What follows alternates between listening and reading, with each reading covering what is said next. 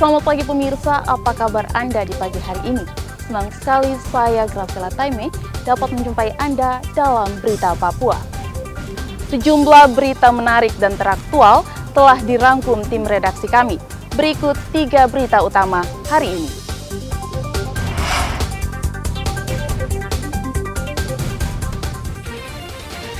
Penjaga kios ditembak kelompok bersenjata, situasi di Kabupaten Puncak, siaga 1. 3 kantor pemerintahan di Yahukimo terbakar.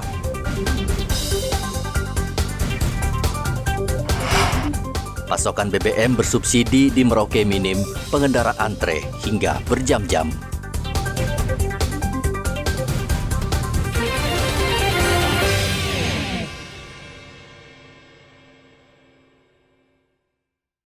Maju sekalian aja.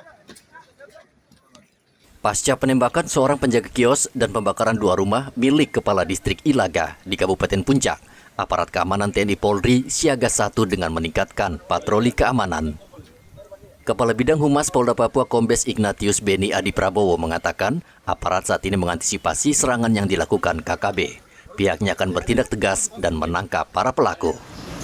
Merupakan penjaga dari kios akibat luka tembakan yang dilakukan oleh salah satu kelompok bersenjata sudah dilakukan evakuasi ke Mimika untuk dilakukan operasi lebih lanjut. Ya, Polres didukung oleh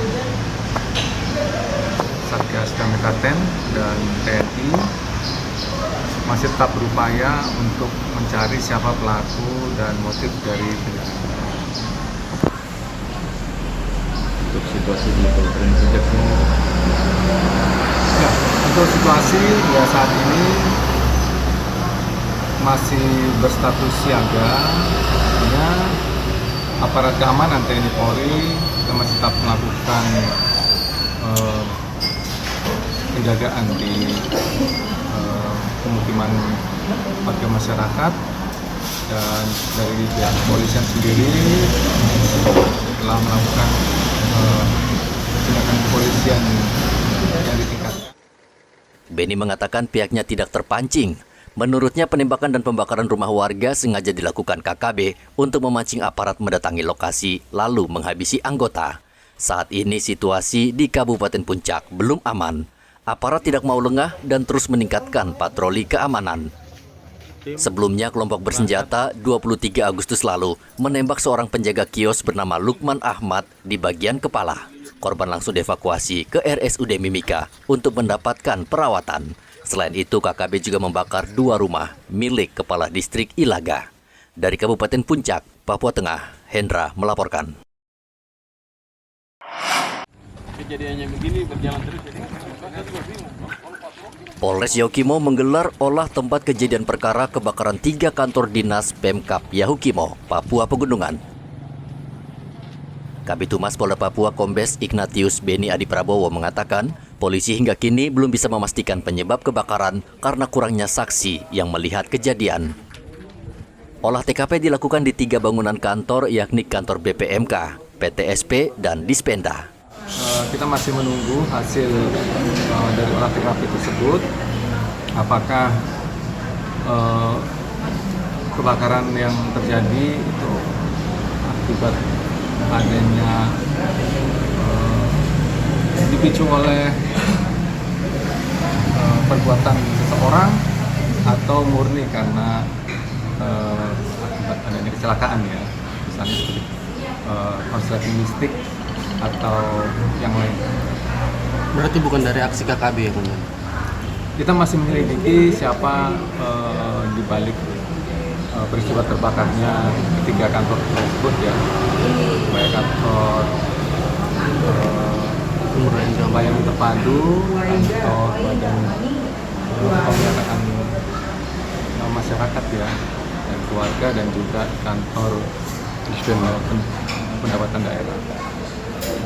Tapi kalau melihat dari rentetan kejadian yang terjadi, ya, kita masih belum bisa mengambil kesimpulan secara dini. Nanti setelah ada hasil dari olah TKP, maka kita akan mengetahui motif dari kejadian terbakarnya ketiga kantor di Kabupaten Yahukimo. Kebakaran terhadap 3 bangunan kantor milik Pemkab Yahukimo terjadi Kamis pekan lalu. Polisi belum bisa mengaitkan kebakaran ini dengan kasus penyerangan yang dilakukan KKB. Pekan lalu KKB juga menyerang pos Satgas Pamtas Marinir di distrik Dekai. Dalam serangan tersebut, seorang prajurit gugur. Dari Yahukimo, Hendra melaporkan. Pasokan BBM bersubsidi di Merauke kembali tersendat-sendat. Antrean truk dan mobil di 3 SPBU sudah terlihat sejak Sabtu malam. Para pengendara masih menunggu dan berharap tangki kendaraan mereka terisi penuh. Sudah sejak sepekan warga sulit mendapatkan BBM bersubsidi. Mereka kesal karena kondisi ini terjadi lagi. Warga berharap pemerintah mencari solusi yang jitu agar kelangkaan BBM bersubsidi tidak terus terjadi. Dari jam berapa tadi antrinya ini?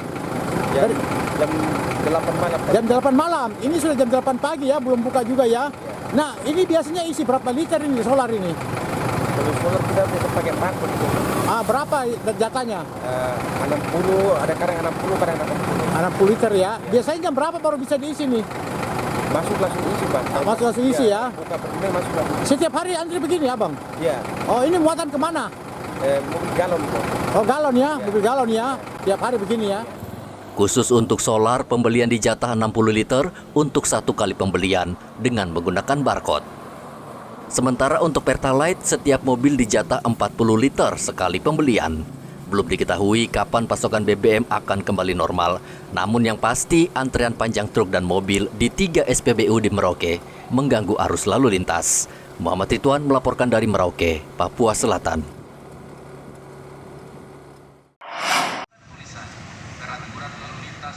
Musim kemarau yang melanda kota Merauke, Papua Selatan sejak 2 bulan terakhir menyebabkan sebagian warga kesulitan mendapatkan air. Mereka khawatir sawah dan perkebunan mengering karena tidak ada air yang mengalir. Warga juga mulai dihantui kekurangan air bersih berulang setiap musim kemarau. Debit air sumur milik warga mulai berkurang seperti di Jalan Raya Mandala, Spadem, dan Mopah Lama. Parman, salah seorang penjual air gerobak, menyatakan perlu waktu lama untuk menyedot air dari dalam sumur. Ya, Sudah mulai? agak-agak susah. Sudah agak susah ya? Iya. Itu biasanya kalau satu gerobak begini, biasanya berapa jam anunya? Itu kalau sudah ngantri itu sampai 2-3 jam baru dapat. Belum dapat itu ya? Baru dapat 1 gerobak. Tapi ini harganya masih belum naik? Belum? Ya, belum. Belum. Tadinya berapa harganya itu?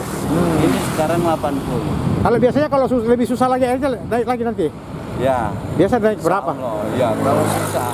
Masalahnya airnya susah kan kita beli juga. Oh. Beli sampai 40. Satu gerobak. Gerobak ini ya? Iya. Berarti rencana kalau susah naiknya harganya berapa biasa? 130. Satu gerobak itu? Iya, iya. Biasanya bulan-bulan berapa yang bulan ini sudah mulai ya? Iya, sudah mulai Susah ini. Bulan besok ini sudah. Begitu juga dengan penjual air tangki. Harga air naik dari Rp110.000 per tangki menjadi Rp130.000 per tangki karena air di sumur warga semakin surut. Satu tangki biasa jelasnya kalau musim kering itu biasa? Seperti biasa. Iya, kalau sudah musim kering itu berapa 2 jam? Ya, 2 jam kan tunggu mata airnya naik Lagi ya? Oh, gitu. Itu biasa kalau satu hari bisa dapat berapa tangki itu kalau musim keringnya? 2 sumur begini ya dapat 5-4 begitu. Nah, tapi kalau musim tidak kering biasanya dapat berapa? Ya, tergantung permintaan, Pak. Oh, gitu. Kalau sekarang permintaan tinggi nih, Pak? Permintaan sekarang banyak ini permintaan. Yo, Antri juga? yo, enggak mesti Pak ada namanya rezeki. Oh, gitu. Yo kadang yo 8, 7. Satu tangki dijual berapa sekarang, Pak?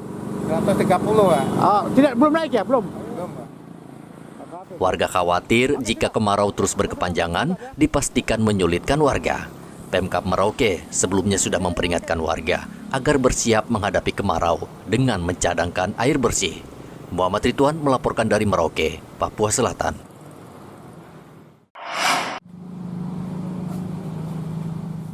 Upaya Bulog untuk menstabilkan harga beras di Merauke tampaknya sia-sia.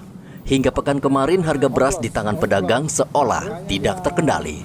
Saat ini harga beras medium masih tinggi, berkisar antara 14 hingga 15 ribu rupiah per kilogram. Pedagang mengatakan beras yang digelontorkan Bulog tidak memberikan efek apa-apa karena harga beras masih tetap tinggi. Pak, untuk distribusi beras dari Bulog itu berapa jatahnya memang per minggu? Per minggu ada 500 kilo sama 800 kilo. Nah, itu upayanya kan untuk menurunkan harga ya? Iya, tapi kalau menurut saya sih dia belum masih menurunkan harga kalau begitu, kecuali kalau 2 ton per minggu itu mungkin bisa stabil. Nah, dengan adanya operasi pasar dari Bulog itu keluarin beras, bagaimana kalau harga di pasar ini, harga beras masih stabil atau masih mahal? Masih mahal, belum stabil. Belum ada penurunan juga? Belum Ada ya? Iya, kalau dari Bulog 8.900. 1 kilonya ya? 1 kilonya. 1 kilonya, tapi ada pembatasan ya? Ada pembatasan. Saat ini Bulog Merauke masih terus mendatangkan beras dari luar Merauke untuk memenuhi kebutuhan beras warga. Begitu juga dengan pedagang, kekosongan stok beras mendorong mereka terpaksa mendatangkan beras dari luar Merauke. Bila kondisi ini terus berlanjut, pedagang yakin harga beras masih akan terus naik dan menyusahkan masyarakat. Muhammad Ridwan melaporkan dari Merauke, Papua Selatan.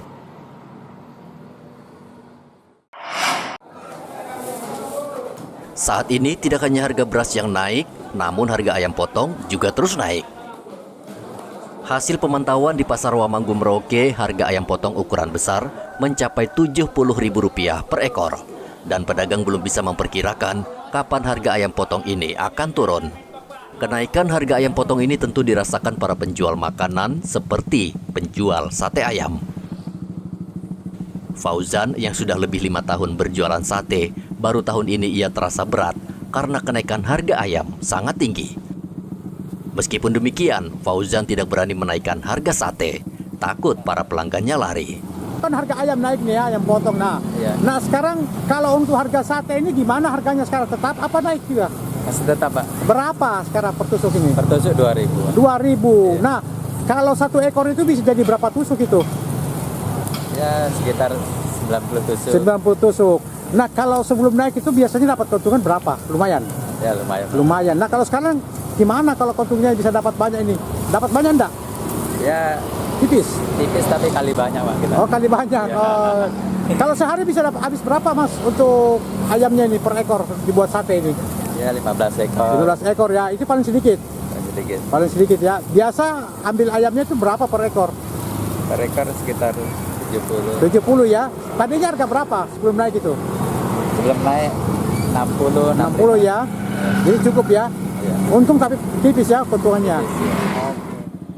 Jika harga ayam terus naik, tentu Fauzan dan penjual sate ayam lainnya terpaksa harus menaikkan harga sate ayam. Muhammad Ridwan melaporkan dari Merauke, Papua Selatan.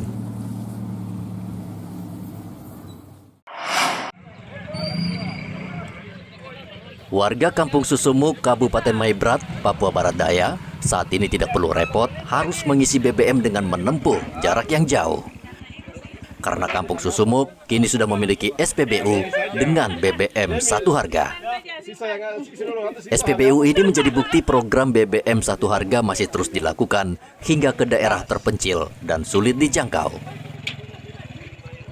Dengan SPBU ini, warga tidak lagi membeli BBM dengan menempuh perjalanan selama 3 jam. Pertamina di sini kami sudah senang karena sudah dekat. Sudah dekat. Tidak susah untuk cari lagi sampai di Morkek, sampai di Aimaru sana tidak susah lagi. Biasanya berapa jam perjalanan cari? Di sini sampai di Aimaru ya, kalau 1-2 jam lebih ada 3 jam. 3 jam ya, baru beli bensin. Kalau dari sini kampung Morkek mungkin 1 jam lebih. Iya. Dengan sekarang ini merasa bersyukur. Ya, kami merasa bersyukur sekali kalau sudah ada di sini. Terbantukan ya? Iya. Ya. Sebelumnya berapa harganya? Sebelumnya tuh harganya tuh 20. 20.000 Ya, per liter. Per liter. Oh, iya. Terus kemarin ini baru naik lagi 30. 30. Yang full itu botol full. Iya. Kalau setengah 20. SPBU Kompak yang ada di Susumuk dikelola orang asli Papua dan melayani 6 distrik di wilayah Aifat. Pertamina sebagai operator yang dalam hal ini menjembatani supply BBM sampai ke titik terluar, ini kan daerah 3T. Kalau kita bicara SPBU Kompak nih ya, satu harga. Kami sudah menyatakan berkomitmen untuk kemudian akan mengantar BBM sampai ke sini. Tadi kalau kata Bapak terkait kuota itu akan dikomunikasikan karena yang menentukan kuota adalah BPH Migas. Maka komunikasi dengan BPH Migas dari pihak pemilik, kemudian dari kami juga akan menyampaikan tentang kondisi real bahwa kebutuhan atau SPBU ini akan melayani 6 distrik dan kondisi ini mungkin juga akan membuat BPH Migas bisa memberikan kebijakan baru untuk mengangkat kuota yang lebih ya kebutuhan di sini. Sekali lagi bahwa kami sesuai dengan apa yang diamanahkan oleh Undang-Undang Migas berkewajiban untuk mensuplai kapanpun ya, mau kecuali yang tadi saya katakan bahwa kecuali kalau Pak Polisi bilang tidak bisa drop ya kita tidak naik. Tapi kalau tidak ada pernyataan dari kepolisian, kami akan suplai mau siang mau malam sesuai jadwal, kita akan suplai. Satu hal yang perlu saya sampaikan juga bahwa hal yang istimewa di Maibrat ini, kalau kami melihat bahwa semua pengusaha atau mitra kita adalah betul-betul orang asli Papua, orang lokal. Dengan SPBU ini, roda perekonomian masyarakat pasti akan tergerak. BBM Satu Harga adalah program Presiden Jokowi untuk menyamaratakan harga BBM bersubsidi, sehingga warga di tanah Papua tidak membeli BBM subsidi dengan harga yang berbeda dengan warga di Pulau Jawa. Topan melaporkan dari Maibrat, Papua Barat Daya.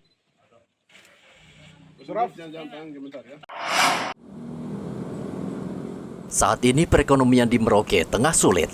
Berbagai harga bahan pokok terus naik, ditambah lagi BBM yang sulit didapat. Tentu yang paling terpukul adalah sektor usaha kecil yang mengandalkan modal tidak besar.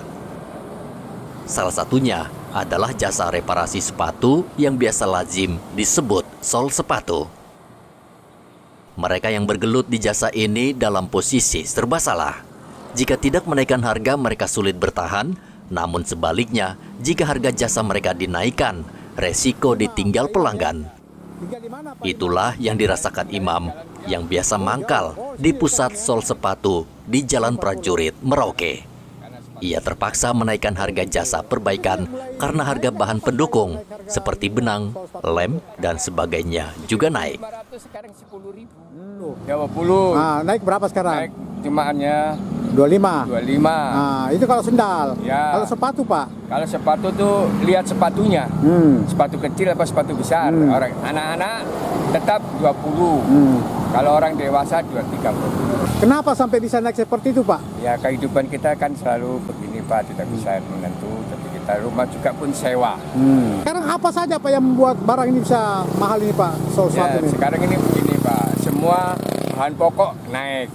Kayak minyak goreng naik, beras naik. Tadinya 10.000 sekarang sudah menjadi 15.000. 15.000 ya. Jadi kita kebeban dari situ, Pak, makanan. Setiap hari Imam bisa membawa pulang Rp100.000. Uang sebesar itu ia harus pintar-pintar menggunakannya agar anak dan istrinya bisa bertahan hidup. Muhammad Ridwan melaporkan dari Merauke, Papua Selatan.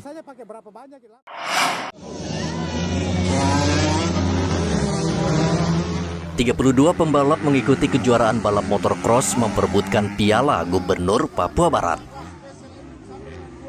Kejuaraan berlangsung di sirkuit Air Merah, Kabupaten Fakfak, Papua Barat. Kejuaraan berlangsung meriah dan dihadiri ribuan warga. Balap motor ini merupakan bagian dari rangkaian memeriahkan HUT Republik Indonesia. Gubernur Papua Barat Paulus Waterpauw mengatakan pemerintah daerah menyambut baik kejuaraan ini untuk mengembangkan bakat para pembalap muda. Dan hari mau penutupan, memang cuacanya dari tengah siang tadi sudah hujan. Sehingga ini sedikit pengaruh ya, menurut ya, pada para pemilik trek. Ya, tapi saya lihat perjuangannya mereka luar biasa. Terutama kerja panitia yang artinya bahwa bisa dilihat keadaan hujan-hujan lari sini ya toh. Semuanya aja yang bekerja, panitia juga itu semua hebat. Basah, mandi becek, mandi basah, mandi lumpur. Artinya Pak Ketua, prinsipnya ini harus digalakkan. Saya mendukung penuh karena ini memberikan sebuah apa namanya ruang bagi generasi muda, terutama anak-anak kita yang penggemar motor, baik motor getrek maupun juga yang berat bike dan lain sebagainya. Ya. Pembalap berharap kejuaraan rutin dilakukan agar mereka bisa terus berkembang. Ya, saya harap event Getrek Bandung Cup akan diselenggarakan lagi di Kota Fakfak. Berharap untuk anak-anak lokal Fakfak bisa lebih berkembang, karirnya lebih baik lah mainnya, supaya bisa main sampai di luar kota. Terima kasih untuk Ibu Roma sama Bapakku atas sponsorship dan bantuannya. Terima kasih. Oke. Ajang balap ini diikuti pembalap asal Kabupaten Fakfak, Kaimana, dan Manokwari. Dari 32 pembalap yang turun dalam kejuaraan ini, sebagian adalah atlet muda. Edi melaporkan dari Fakfak, Papua Barat. Pemirsa, informasi tadi sekaligus mengakhiri jumpa kita dalam Berita Papua. Saya Graciela Taime mewakili kerabat kerja yang bertugas menyampaikan terima kasih, selamat beraktivitas, sampai jumpa. Wanyambe.